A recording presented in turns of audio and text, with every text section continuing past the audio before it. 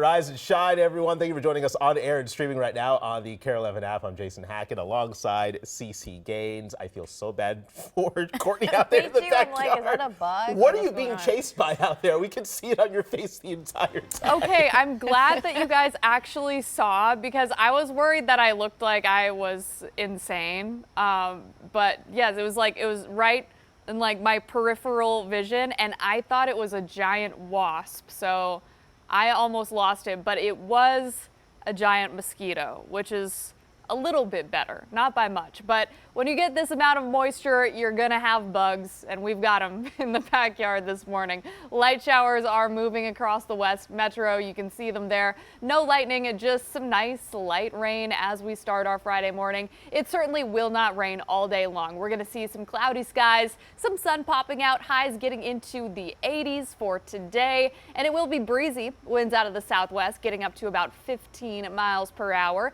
Now tonight, there's a chance of storms across northern Minnesota. I do not expect those to make it to the metro, so we're dry here locally, a low of 70, and then the heat's back. Saturday and Sunday, highs in the 90s, and feels like temperatures close to 100. All right, roads are drying out this morning, especially in the West Metro, where we were seeing some rain earlier. But you should have a pretty dry commute, a pretty quiet commute out there. You can check your own route here. But otherwise, my main focus today is going to be on the weekend closure happening in the South Metro on Highway 77. If you have plans down there this weekend, stick around for just after 6:15. I'll let you know what stretch is going to be shut down and the detours you'll have to take.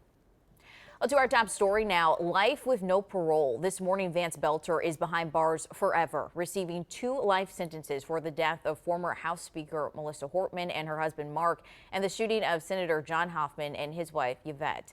Now, those shootings sparking a nearly 48-hour manhunt just over a year ago. It was the largest in state history. And now we're hearing from victims and loved ones about the enduring trauma of that terrible night. Audrey Russo's live at the Minneapolis Federal Courthouse with more for us. Good morning, Audrey. Good morning. It was a grueling 2 hours of victim impact statements, and it ended with the judge handing down the longest sentence he says he's ever handed out. Now, when it comes to Vance Belter, he was there listening to it all, listening to all the different facets of grief caused by that night in June of 2025. Early into the victim impact statements, we heard from Senator John Hoffman and his wife Yvette, both of whom were injured in that shooting by Belter. Now, they talked about the physical and emotional scars left behind. Senator Hoffman says the family now has a steel door on the home. He credited his daughter Hope with calling 911 immediately after the shooting. Now, people in the overflow room that I could see got particularly emotional during Yvette Hoffman's statement. She said, quote, "I came face to face with evil. I felt it, I endured it, I fought it, and I survived it."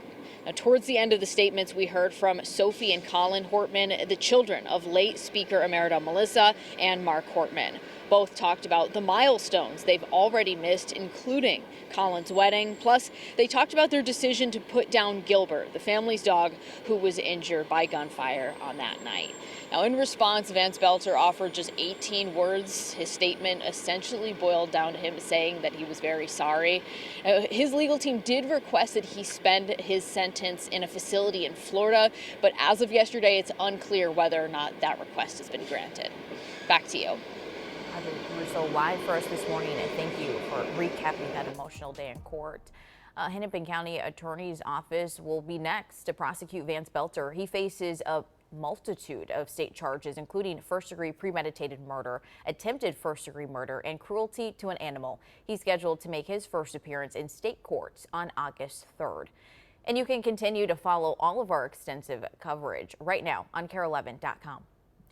In just a few hours, a man accused of breaking into 2 homes and threatening 2 women at gunpoint in Brooklyn Park will be in court for the first time.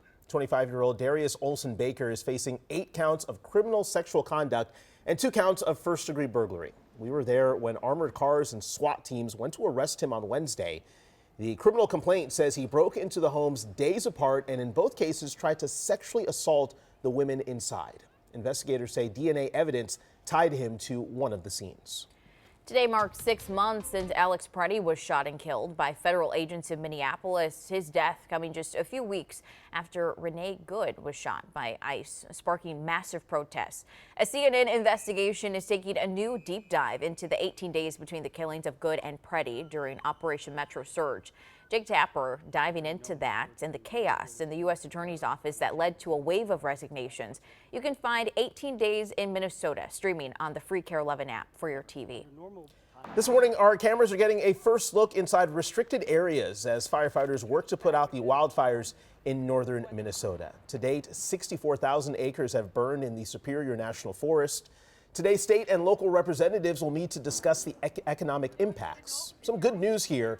Conditions have improved enough for parts of the Boundary Waters to reopen on Monday. Well, if you live over in St. Michael, listen up. This morning, the city is sharing a warning about a recent bear sighting. They say the best way for you and the bear to stay safe is to avoid attracting them. They're asking people to secure their garbage and recycling, clean outdoor grills, and move bird feeders and pet food. They say if you see a bear, don't approach it, but call 911.